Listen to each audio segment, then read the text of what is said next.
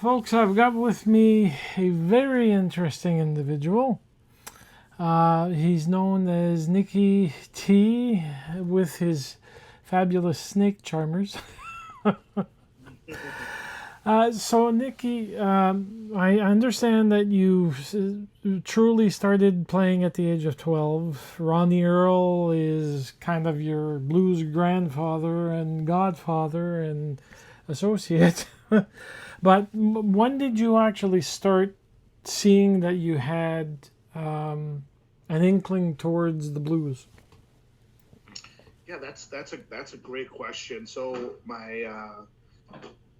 I started playing guitar when I was around 12 years old, and then my dad's a big he loves Eric Clapton, he loves BB King, he loves the Rolling Stones. So he used to take me to see Clapton when they would come to the Detroit area, and also to see the Stones.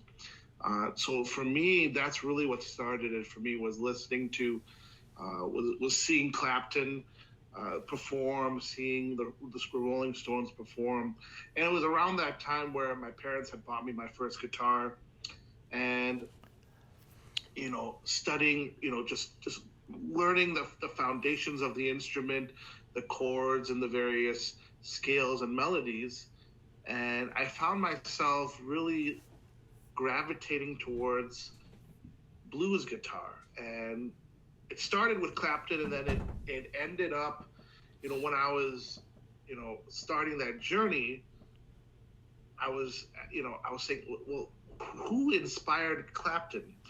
And so when you look at a lot of Clapton's influences, you have Freddie King, you have Albert King, you have BB King, and then it just went from there.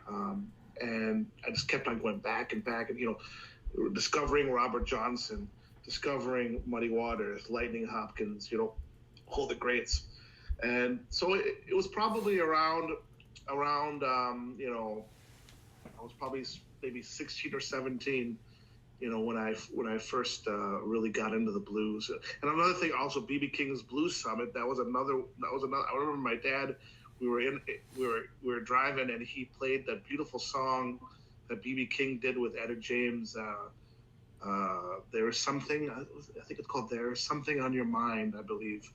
Beautiful song, and I can just remember BB playing some beautiful melodies on the guitar, and that's really what I think really set the path for me. Because I understand that you started uh, playing around the age of 12, and then Yes, you made your way through the blues paths that crossed or gave you some foray into it. I know that you were part of the Alligators at one point. that's correct. Yeah, the longest running band. So I grew up. I'm from Windsor, Ontario, Canada, but I grew up in the Detroit Metro Detroit area. I was educated there. Went to school. Went to school there, and I had an opportunity to join one of the longest running blues bands in Michigan, the Alligators, and I was with the Alligators for about 7 years, and that was a great learning experience, because it taught me how to play in a band, Hmm. learning about dynamics, listening to one another. Um, that really, really helped me in my journey. And it was around the same time where I crossed paths with Ronnie Earl, Hmm. and that was an even bigger learning opportunity as well, because Ronnie introduced me to a lot of great music. I didn't know who Magic Sam was, and Ronnie, he had told me about Magic Sam, Lightning Hopkins, Eddie Taylor, Peter Green, so yeah. So Alligators, and being a part of the Alligators, and then crossing paths with Ronnie and being mentored by Ronnie was a big part of my musical journey, and very grateful for it. I understand that you made some forays into creating a brand new album. The last one was 2019. That's correct. Life on Life's Terms, I think is what it That's was. correct. Yeah, that was our first album, Life on Life's Terms. Featured 7 tracks, and mostly original music. I think there might have been a couple of covers on there, but that was our first album. Yeah. And I'm trying to remember the newest album is Ain't No Time I think that's Ain't No Time, right? Ain't Wasting Time. Thank you. Yeah. With fabulous tracks, more than the last album, which is actually fun. Now, I have to ask you this. You decided. This is it right here, actually. Yeah. There you go, folks, with a very beautiful shot of Nicky. Yeah. Thank you so much. Yeah, very, very proud of this album. Originally it was 10 tracks, but I added an 11th track on there, featuring Ronnie, called The Glass. And yeah, very, very proud of this album. So the album was brought out recently. It's actually only releasing in the next week and a half to 2 weeks from now. So it's actually, the official release is actually tomorrow. Okay, well there you go. It's even faster. Yeah, official release tomorrow, and then we'll be having a CD release party here in Windsor on Sunday. So as well. So, I'm so proud that you made your home in Canada. Thank you. Yeah, I'm Canadian. Grateful to be. I'm a proud Canadian, and yeah, this is home for sure. Okay. Now, when did you decide to start the CD or the project for mixing, mastering, recording the CD? I'm assuming that you probably did it in maybe a year ago? About a year ago, yeah. Okay. I would say it's about a year ago. I did have a few tracks that I had recorded before that were unreleased. Okay. But it was about a year ago where we went back into the studio and we recorded some more tracks for the album, and then we started the mixing and mastering process within the last 8 to 10 months is when we really started the mixing part, the mastering, and obviously the manufacturing. So it's been a busy 6 months for sure, getting this album together and prepared. I can imagine. It's always a process when it comes to the music. Speaking of which, who decided to accompany you in the recording studio? Yeah, so we had, obviously the core band, Pete Berg on drums. We had Andy Szymanski on keys. We had and then Frank Greenhog, my bass player, and then I do have a guest harmonica player. One of the tracks, it's Life on Life's Terms, actually. It's an acoustic track. I have a great harmonica player from Virginia. His name is Kurt Crandall. So he's a special guest on the record. And then there are a few tracks featuring guest vocalist Greg Nagy. He's from the Michigan area, fantastic blues singer. And he's on a few tracks singing. Most notably, we recorded a version of B.B. King's "Guess Who" that Greg is singing on. We also recorded a version of "Lead Me On" by Bobby Blue Bland, beautiful song that he's singing on, and then another original called "The Glass," which Greg is singing on, and also Ronnie Earl is playing on that track too. So you had a star-studded album in the release. For sure, yeah. Had some good friends, as guest artists and guest singers as well, and yeah, it was definitely star-studded for sure. It's going to become more star-studded once you do the official release. The fact I know is that usually when there's a CD being released or music being released by an artist, usually someone lurking in the background is going to say, okay, well, I'll go to your show, and then you call them up on stage to actually do something. Yep. So did you decide, apart from the album, which is available on pretty much every single digital track once it'll get released, I know Life's on Life's Terms is, did you decide to go with vinyl pressings perchance? That's definitely the next step for sure. in Detroit we have Third Man Records, right? So Windsor's right across the border. So we have Third Man Records in Detroit, which I'm thinking very seriously of releasing this on vinyl.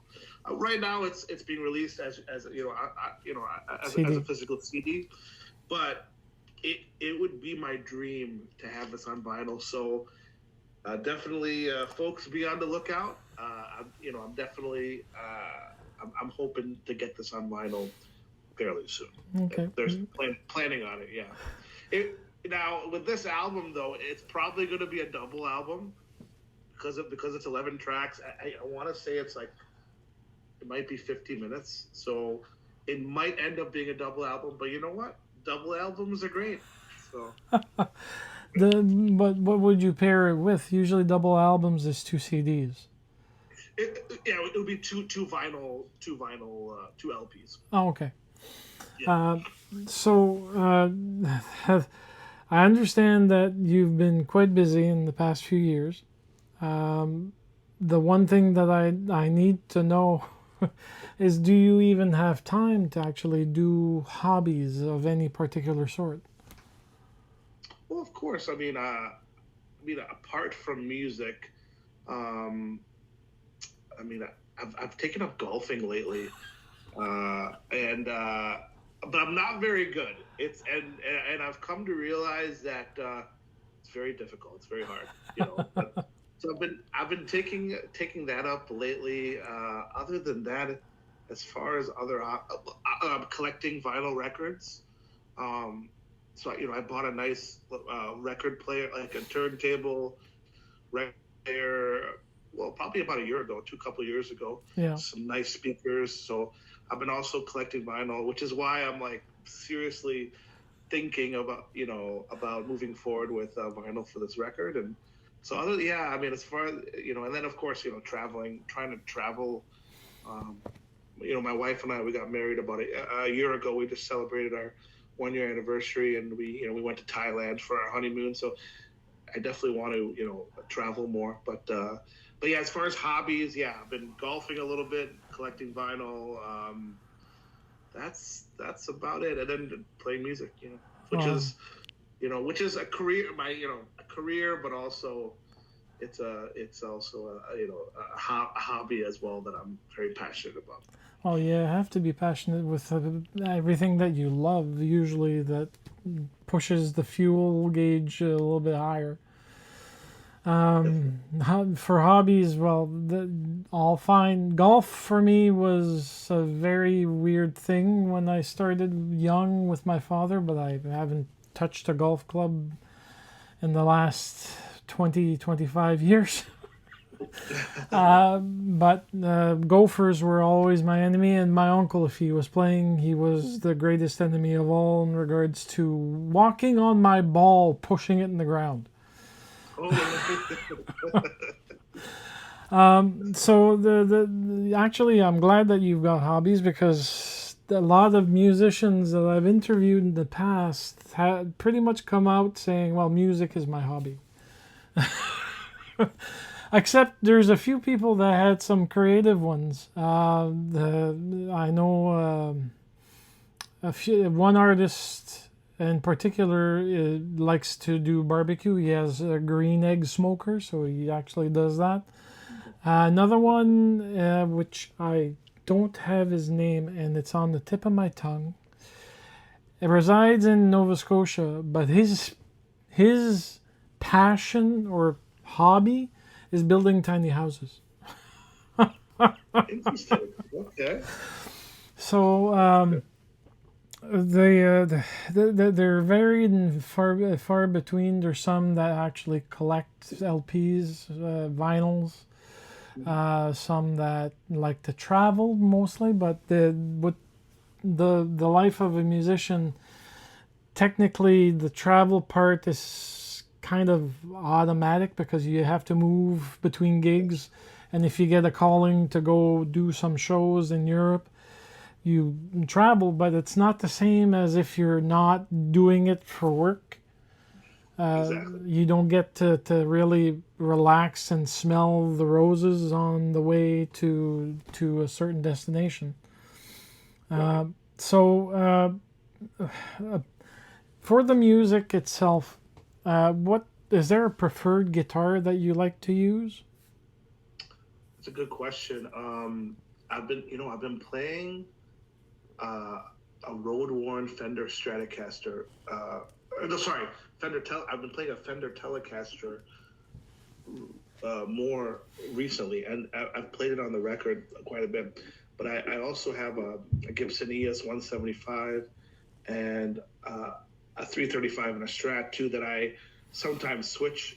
But I've been really digging this Telecaster that I've been playing lately. Yeah. Oh, great.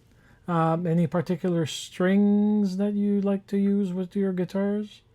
I use the Diodario NYXL 10 to 46, so Okay. not too heavy, not too light. I've used 10 gauge for I would say most of my career as a musician. I mean, I think I remember starting off on like I used to use Ernie Ball and like not 9 gauge and and then and then I ended up using 10 gauge and that's I even have them on my hollow body and it's yeah I don't see myself playing any heavier strings and I mean a lot of my heroes played light strings. I mean I think BB King I think might have used like pretty light. I think there's a story about like what is it Billy Gibbons like he was using like heavier strings and then I don't know the full story, but like it involved BB King, where BB King told him like, why are you working so hard? Like, because and I guess BB used lighter strings, Mm. and so then now I think Billy Gibbons uses like 8 gauge or 7 gauge, 7.5, like really light strings, but he gets such a fat tone, right? So, but it's That true. It's like, why are you working so hard? You know. well, it's the same as if you're doing anything in sports. You have a favorite tendency for light or heavy.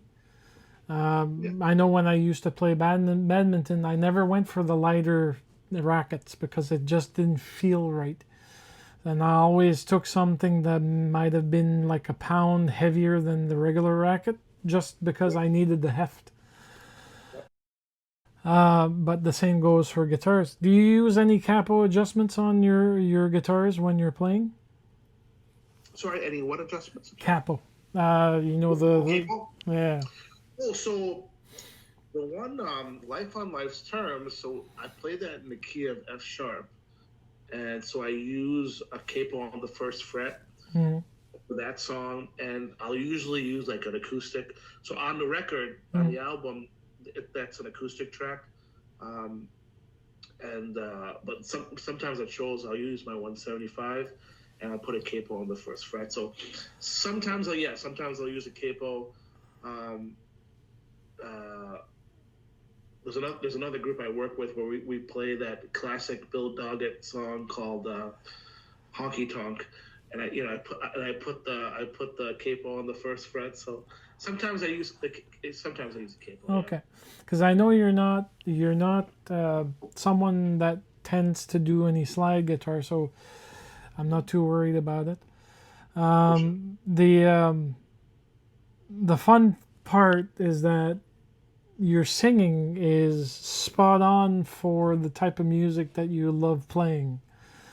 Thank you. It goes hand in hand with not gruff. It's how can I put it? It's the sweet tone that you like to hear in blues. Like if you go back and look at the Canadian greats like Long John Baldry for one, or Joe Bonamassa. There's also the Powder Blues Band and a whole suite of greats that have that particular voice that just it flattens you completely in the sense that you're blown away by the power given during the song, be it live, be it recorded. Live is always a kind of a sugar sweet experience compared to recorded, but recorded is also great because then you can relive the memories that you actually decided to actually partake of. Nicky, last question would be: is there anything that you tend to enjoy food-wise? By that, I'll say, what's your favorite food dish? So let's say that I give you a table full of various choices, but there's one food that you'll always go for every single time. That's a great question. Wow. I mean, I'm definitely a foodie for sure. So is my wife as well. Like we're both of us are foodies. I mean, that's a really good question. I mean, whew. I mean, so in the Indian culture and Bangladesh culture, which I'm of Indian Bangladesh origin, Mm, we have a dish called the chicken. We have a dish called biryani, okay. and it can be made with chicken and beef. I mean, that's one of my favorite. That's probably one of my favorite, if not favorite dish, especially my mom's recipe. Um, I love Thai food. I mean, Thai and Chinese, like authentic Chinese, is like one of my favorites too. But so that's a tough question. I mean, because you know, I love in the Chinese culture they have Cantonese chow mein, like the real Cantonese chow mein. Mm, That's my favorite. Uh, in Thai, they have pad krapao, which is it's like a chicken, or it's like a minced pork with like basil and gosh, I'm getting hungry now even thinking about it, right? And of course I love pizza too, right? I mean, that's but you know I would say for a great wholesome meal, if you could, for anyone listening, a good plate of like chicken biryani or beef biryani, like an Indian or Bangladeshi, recipe. It's fantastic. I'm gonna have to look that up. It's a new item on my my plate. I tend to be more French Canadian in regards to my cuisine, so when I Nice. cook, it's usually hearty dishes, typically, but not during summer. Summer, it's more light fare, more items that are done on the barbecue with marinating steaks or pork or chicken. Love that. Love it. Yeah. I haven't started yet, but we're about to with the summer temperatures coming up. So is That's right. there anything that you'd like to let us know before we finish the interview? I want to know if you have any merchandise currently other than the CDs.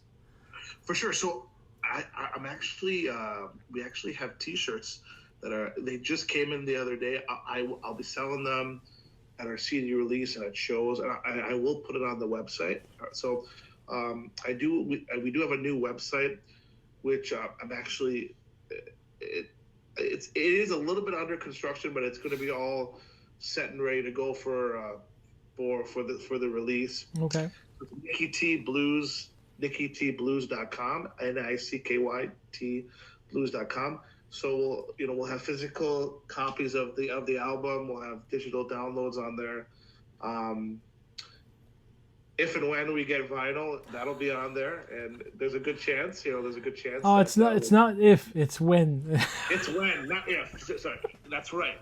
When, yeah, and then we'll have the T-shirts on there too. So, as far as merch, and there'll certainly be some more merch items upcoming, I'm sure. But Okay.